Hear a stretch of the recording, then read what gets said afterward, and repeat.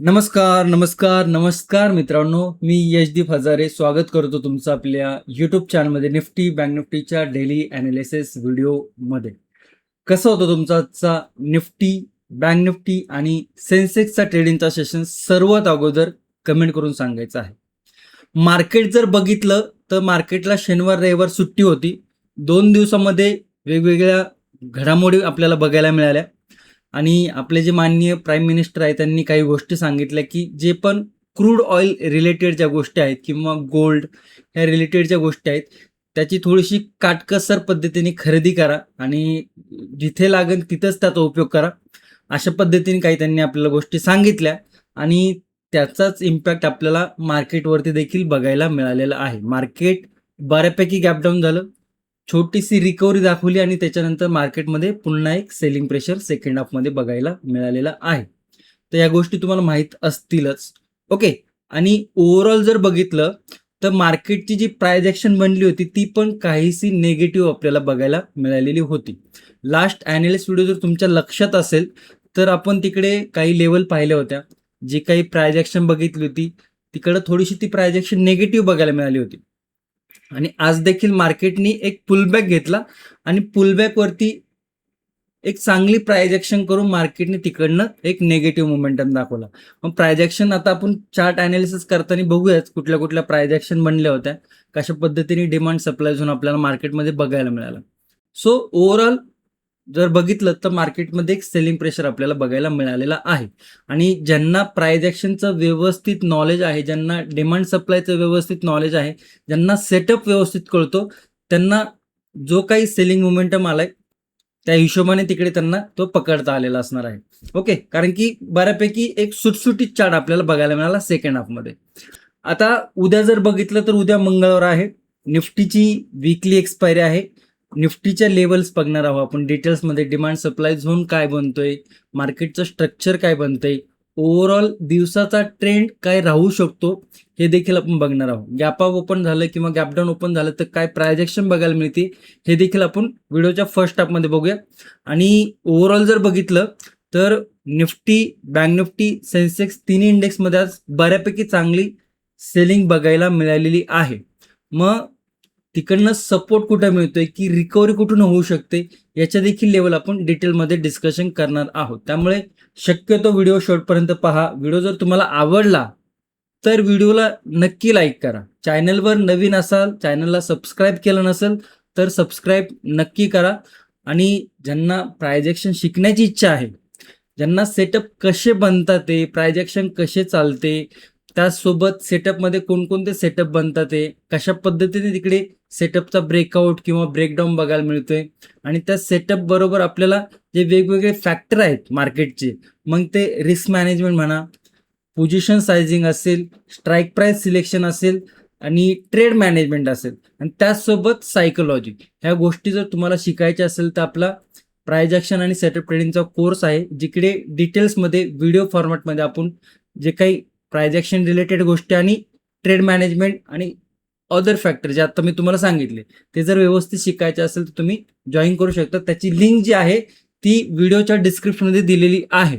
Okay. तर तुमची शिकण्याची इच्छा असेल तर नक्की जॉईन करू शकता. आणि ज्या मित्रांनी ऑलरेडी शिकलेलं आहे त्यांच्यामध्ये कशा पद्धतीचा इम्प्रूव्हमेंट आलाय हे तुम्ही कमेंटमध्ये नक्की सांगू शकता. ज्या लोकांनी ऑलरेडी क्लास पूर्ण केलेला आहे ते किंवा कोण करत असेल त्यांना कशा पद्धतीने त्याचा अनुभव आलाय ते तुम्ही कमेंटमध्ये नक्की सांगू शकता.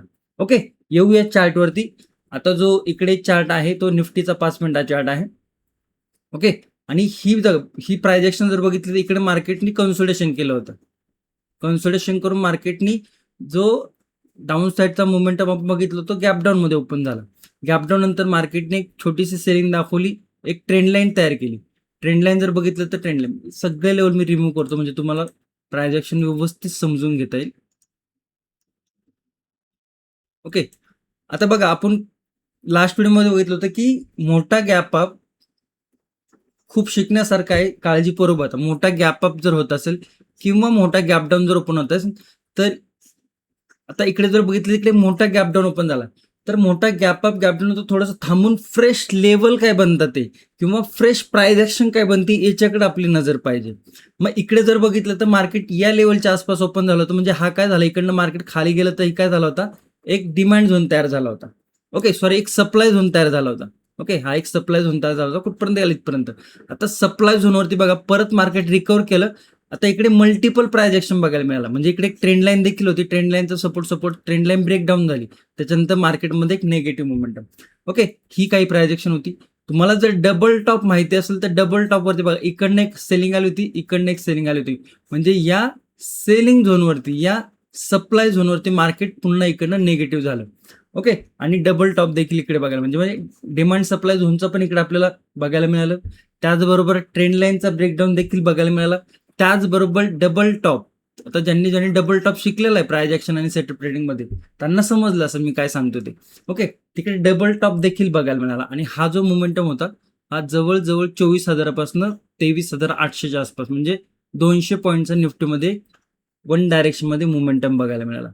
आणि लास्ट मध्ये आपण 1 तासाच्या टाइम फ्रेमवरती देखील आपण बघितलं होतं लेवल. ओके, मी तुम्हाला हे आवर्जून सांगितलं होतं की इकडनं एक सप्लाय झोन आहे, इकडनं एक डिमांड झोन आहे. मार्केट खाली वर खाली वर खाली वर या लेवलवर क्लोजिंग आहे. तर मार्केटमध्ये पॉसिबिलिटी काय आहे, ही जी गॅप आहे ही गॅप फिलिंग करण्याची पॉसिबिलिटी. गॅप म्हणजे की इकडे जे या स्क्वेअर बॉक्सचा जो गॅप होता तो गॅप आपल्याला इकडे मार्केट दाखवण्याची जास्त पॉसिबिलिटी आहे. ओके, आणि तशा पद्धतीने इकडे आपल्याला हा जो बॉक्स पॅटर्न आहे, या बॉक्स पॅटर्न मध्ये मार्केट आपल्याला कन्सोलिडेशन करताना दिसलेला आहे. ओके, आय होप तुमच्या लक्षात असेल लास्ट व्हिडिओ आपण जे काही शिकलो होतो ते. ओके, ते कमेंट करून तुम्ही नक्की सांगू शकता. आता जर बघितलं तर मार्केट परत एकदा एका सपोर्ट लेवलवरती आलं. 1, 2, 3 वेळा इकडे सपोर्ट घेतला होता. रेजिस्टन्स पण या लेवलवर होता. आता ही जी प्राइस ऍक्शन आहे ती काहीशी आपल्याला इकडे प्राइस ऍक्शन थोडीशी कंप्लीट झालेली दिसते, म्हणजे जो टॉप पासून सुरुवात झाली बॉटम पर्यंत आला. ओके, आता इकडे 2 गोष्टी बघणं गरजेचं आहे की आजचा इंट्राडे लो ब्रेक होतोय का मार्केटमध्ये काहीसा रिव्हर्सल पॅटर्न क्रिएट करून परत मार्केट या लेवलवरनं जे रिव्हर्सल दाखवले होते तसा काहीसा रिव्हर्सल दाखवतोय का हे बघणं गरजेचं आहे.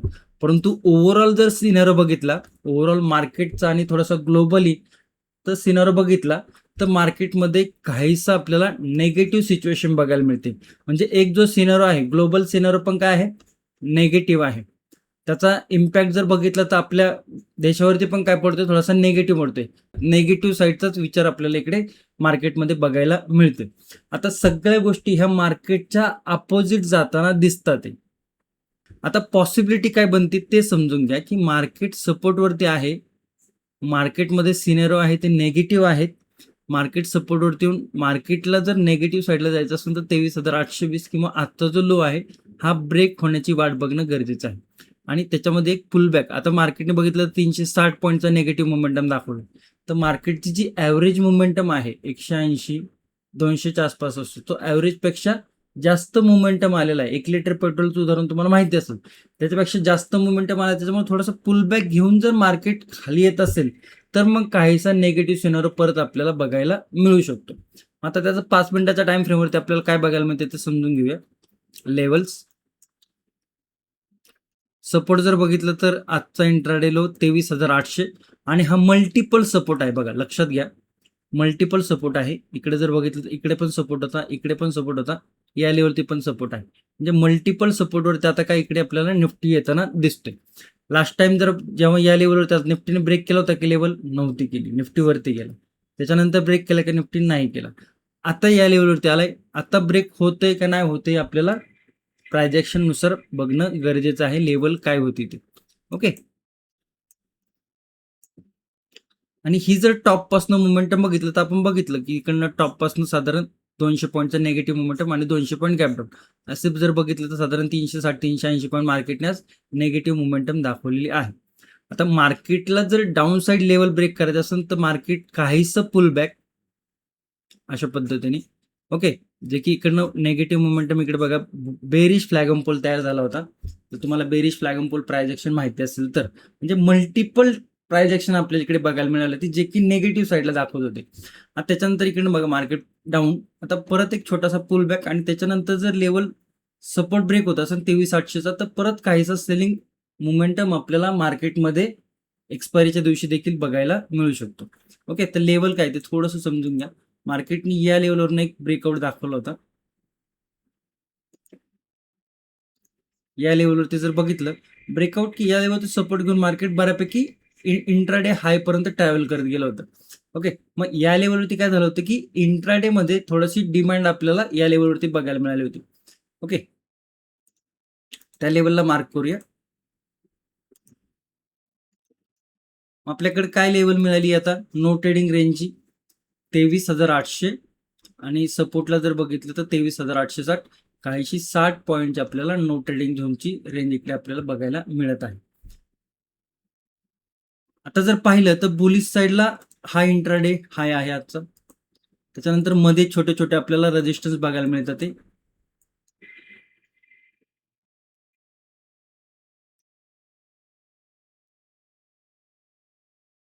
ओके, हे काय रेजिस्टन्स आहे.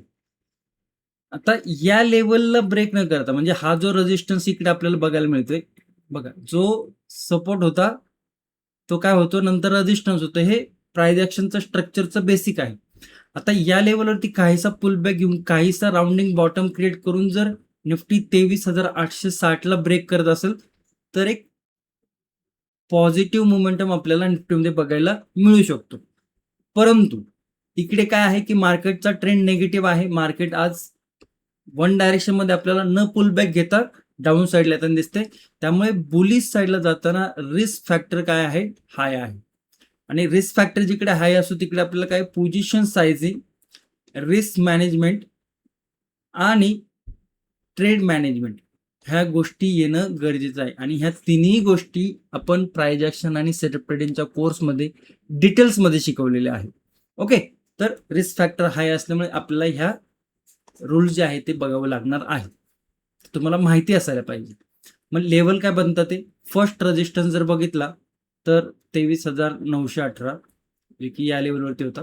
सेकंड रेजिस्टन्स जर बघितला 23,958 आणि थर्ड रेजिस्टन्स बघितला तर राऊंड लेवल 24,000. ओके, या काही लेवल. ओके, या बुलिश लेवल आपल्याला बघायला मिळतात. ते डाऊन साईडला जर बघितलं म्हणजे सेलिंगच्या साईडला की मार्केट जर काहीसं कन्सोलिडेशन करत असेल, कारण की आता इकडनं मार्केटने एक नेगेटिव्ह मोमेंटम दाखवलाय, फ्रेश डायरेक्ट जर लेवल ब्रेक होत असेल तिकडे ट्रॅप होण्याची पॉसिबिलिटी काय होते, वाढती हाय होते. त्यामुळे मार्केटने काहीशी इकडे जर कन्सोलिडेशन रेंज केली किंवा अशा पद्धतीचा काहीसा चॅनल तयार करून मार्केट इकडे पण बघा चॅनलच तयार झालं होतं.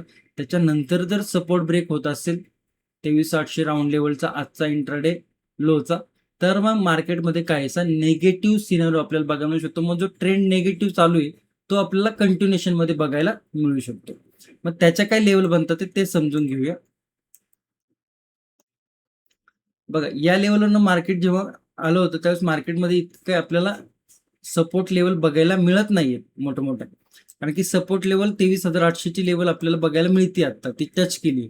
मग फर्स्ट जर लेवल बघितली तर काहीसं 23,000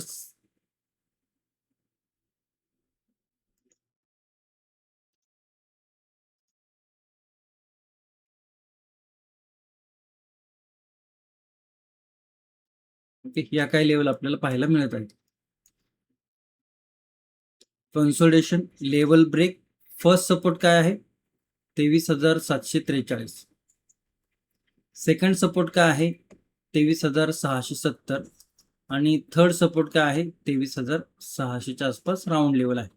या काही निगेटिव्ह साईडच्या लेवल बघायला मिळत आहेत. ओके, आता खूप लोकांचं काय होतं की प्राइस ऍक्शन त्यांना माहित नसते आणि ज्याला प्राइस ऍक्शन माहिती आहे ना तो प्राइस ऍक्शन बनण्याची वाट पाहतो. कारण की ओपनिंग मध्ये जर बघितलं तर आज मार्केट थोडंसं गॅपडाऊन ओपन झालं होतं, त्याच्यामुळे कन्फ्युजन फॅक्टर तिकडे तयार झाला होता. आता ज्याला प्राइस ऍक्शनचं नॉलेज नाही ना तो मोठा मोठा कॅन्डल बघितलं की त्याला वाटतं मार्केट त्याच साईडला जाणार आहे. परंतु ज्या व्यक्तीला प्राइस ऍक्शनचं बऱ्यापैकी नॉलेज आहे, ज्याला सेटअपचं बऱ्यापैकी नॉलेज आहे, तो व्यक्ती सेटअप होण्याची वाट बघतो आणि एक पॉज मिळतो त्याला, एक विचार करण्याची त्याच्याकडे क्षमता तयार होते. आणि जोपर्यंत सेटअप होत नाही, जोपर्यंत मनासारखी प्रायजेक्शन होत नाही, तोपर्यंत तो मार्केटमध्ये हात घालत नाही.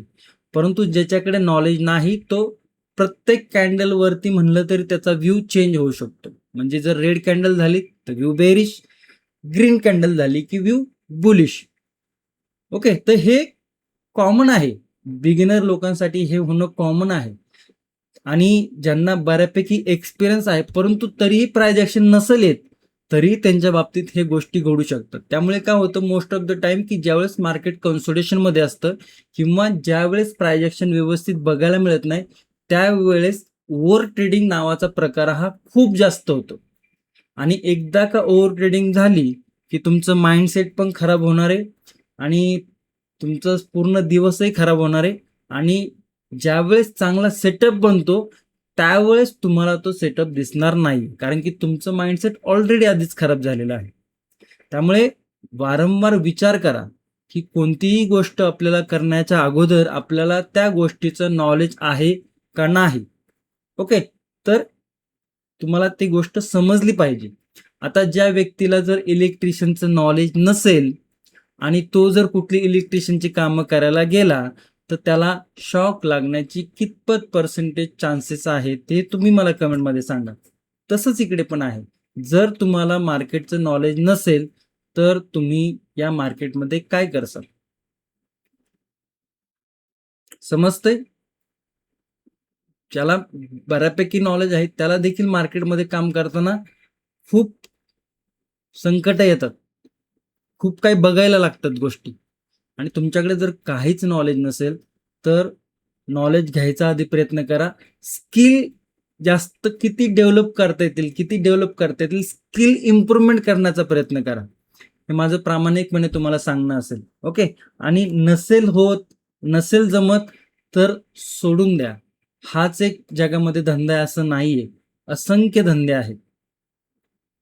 फक्त एक प्रामाणिक तुमचा मित्र म्हणून जे मला वाटते मी तुमच्यासोबत शेअर करतोय. आणि खूप लोकांचे कमेंट असतात, खूप लोकं अपसेट झालेले असतात.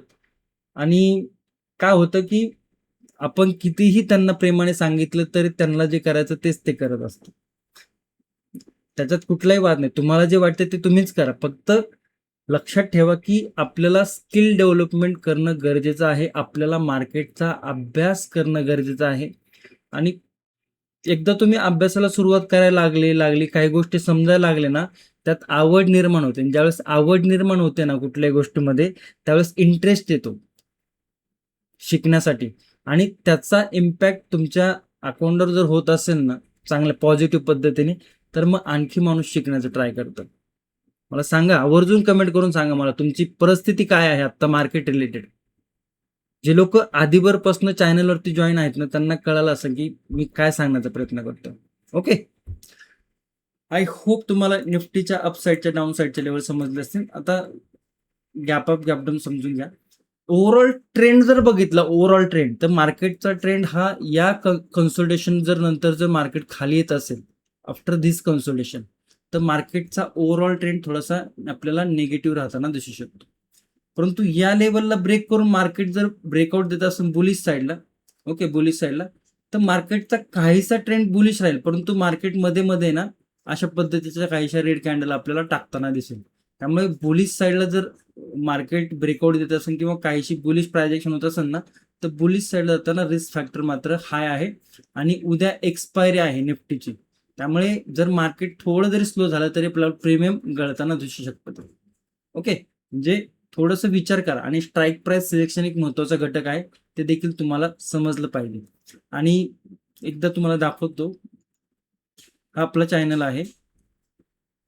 ओके, आणि हा आपला व्हिडिओ आहे. याच्यावर जर क्लिक केलं तुम्ही असं, त्याच्यानंतर जर बघितलं इकडे मोरवरती क्लिक केलं, तर इकडे आपल्याला हे जे दिसतंय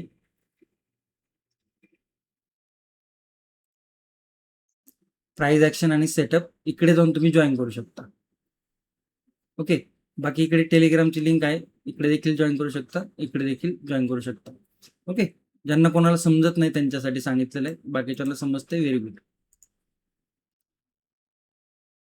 आता गॅप अप गॅप डाऊन समजून घ्या. गॅप अप जर ओपन होत असेल ना, तर गॅप अप खूप मोठा जर ओपन होत असेल या रेंजच्या आसपास 23,900 23,058च्या आसपास जर ओपन होत असेल ना, तर हा काहीसा सेलिंग झोन आहे. सेलर लोकांचा झोन आहे. इकडे मार्केट थोडंसं इकडून आपल्याला डाऊन साईडला येताना दिसू शकतं. ओके.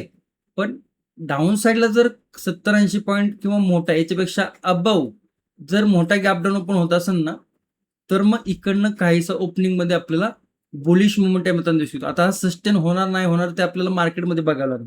परंतु मोठ्या गॅप डाऊन नंतर मार्केट काहीसं स्पाइक आपल्याला बुलिश साईडला दाखवू शकतं. मग त्याच्यानंतर इनसाइड कॅन्डल सेटअप काय बनतोय किंवा gap up gap down setup बनतो का हे देखील पाहणं गरजेचं आहे.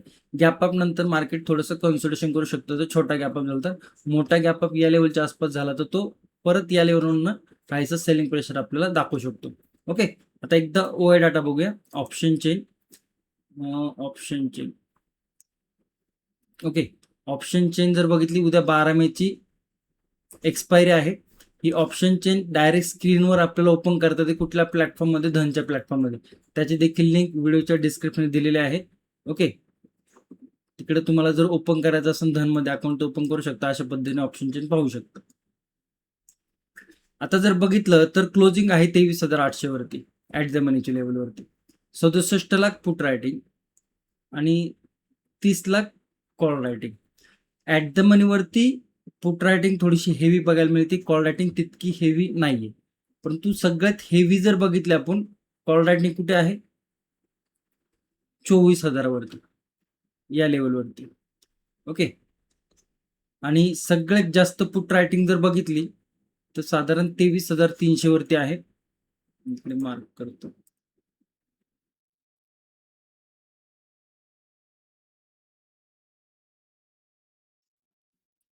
सॉरी 23,500 वरती आहे. किती आहे, 1 करोडच्या आसपास. म्हणजे डाऊन साईडला जर बघितलं 23,600च्या खाली 23,500च्या वेळी तिथे आपल्याला हेवी पुट रायटिंग बघायला मिळते आणि 24,000 वरती हेवी कॉल रायटिंग. म्हणजे मार्केटमध्ये काहीसा मोठा मोमेंटम आपल्याला येताना दिसू शकतो, कारण की कॉल रायटर थोडेसे लांब आहेत, पुट रायटर पण लांब आहे. आसपासच्या स्ट्राईक प्राइस वरती हेवी कॉल रायटिंग किंवा पुट रायटिंग बघायला मिळत नाही. तर इकडे काय बघायला मिळते आपल्याला की मार्केटमध्ये काहीसा व्हॉलेटाईल मोमेंटम आपल्याला बघायला मिळू शकतो. म्हणजे मार्केट आपल्याला मोठे मोठे मोमेंटम दाखवू शकतं उद्याच्या एक्सपायरीमध्ये. ओके. तर थोडंसं समजून घ्या की 23,800च्या आसपास जर बघितली तर heavy put writing call writing नाही, परंतु 24,000 आणि 23,500 म्हणजे साधारण साधारण 500 पॉईंटच्या रेंजमध्ये आहे ना, या डाऊन साईडला पुट रायटिंग हेवी आहे 23,500च्या आणि 24,000 वरती कॉल रायटिंग हेवी आहे. म्हणजे जे कॉल रायटर आणि पुट रायटर आहे थोडेसे लांब लांब आहे. मग लांब लांब आहे तर काय आपल्याला याच्यावरून बघायला मिळते की बाबा मार्केटमध्ये काहीसा व्हॉलेटाईल मोमेंटम आपल्याला बघायला मिळू शकतो. आणि व्हॉलेटाईल मोमेंटममुळे जे कॉल रायटर आणि पुट रायटर आहेत ते थोडेसे लांब लांब आपल्याला बघायला मिळतात.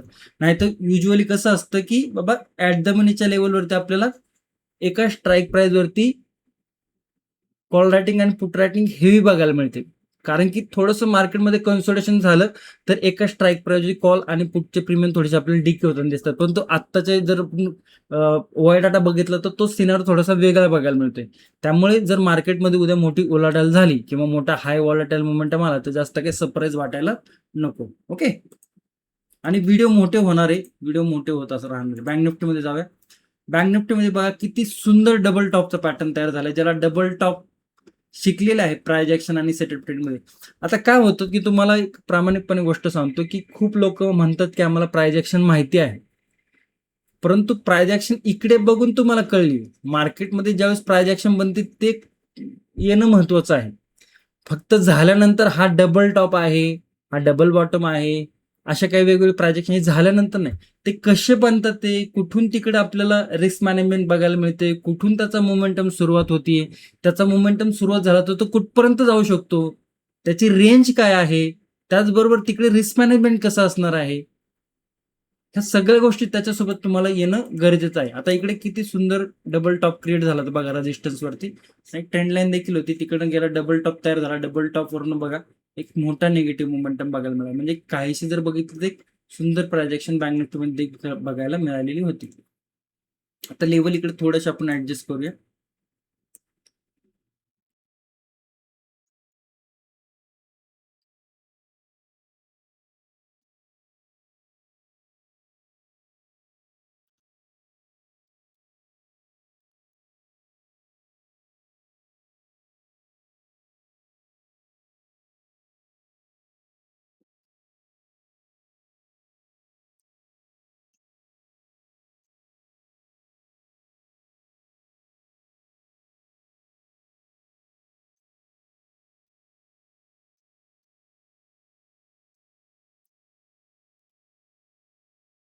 प्रायझेक्शन नेगेटिव्ह बघायला मिळते. ओके, आजचा इंट्राडे लो ब्रेक झालाय का? हा इंट्राडे लो होता, खाली आला, परत त्या इंट्राडे लो वरती थांबलेला आहे. इकडे जर बघितलं तर 54,440 लेवलच्या आसपास इकडे क्लोजिंग आहे. ओके, 54,400 राऊंड लेवलला होल्ड करण्याचा प्रयत्न केलाय. वरती जाऊन जर काहीसा पुलबॅक घेऊन जर लेवल ब्रेक होत असेल तर काहीसा सेलिंग मोमेंटम देखील बघायला मिळू शकतो. कन्सोलिडेशन करून डायरेक्ट ब्रेक होत असेल तर ते प्राइस ऍक्शन मध्ये बसत नाही. 54,400, 54,600, 200 पॉईंट इकडे रेंज आपल्याला बँक निफ्टीमध्ये पाहायला मिळते. लेवल जर ब्रेक होत असेल तर 54,227 फर्स्ट लेवल, सेकंड लेवल 54,044 आणि थर्ड लेवल 53,856च्या आसपास सपोर्ट बघायला मिळतात. बुलिश साईडला जर बघितलं तर डबल टॉपचा रेजिस्टन्स आहे. थोडीशी लेवल इकडे ऍडजस्टमेंट करूया.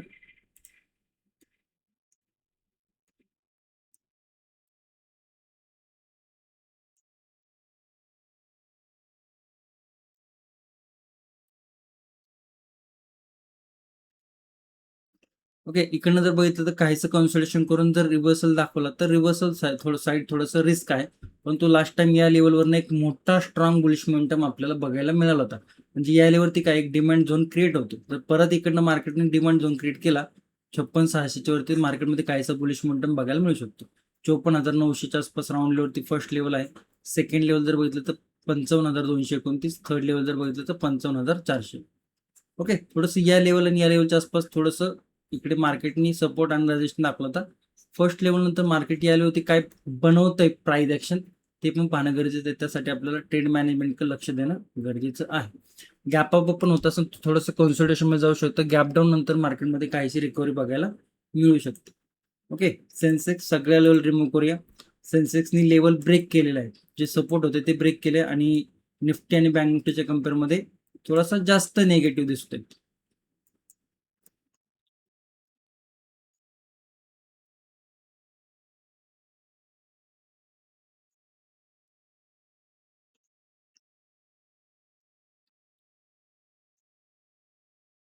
लेवल मार्क करून घ्या म्हणजे आपण प्राइस ऍक्शन एक्सप्लेन करूया.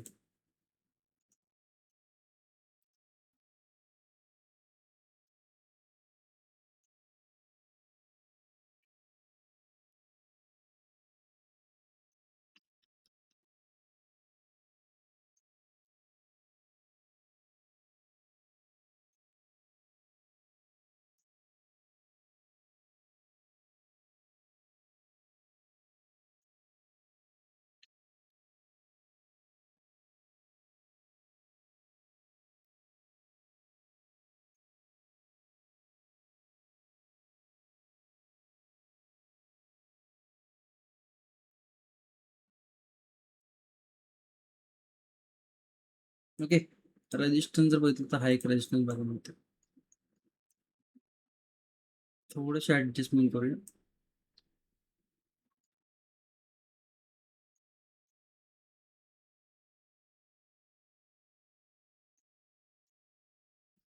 ही जर प्रायजेक्शन बघितली तर आपल्याला इकडे काय बघायला मिळालं, बेरिश फ्लॅग इम्पोल.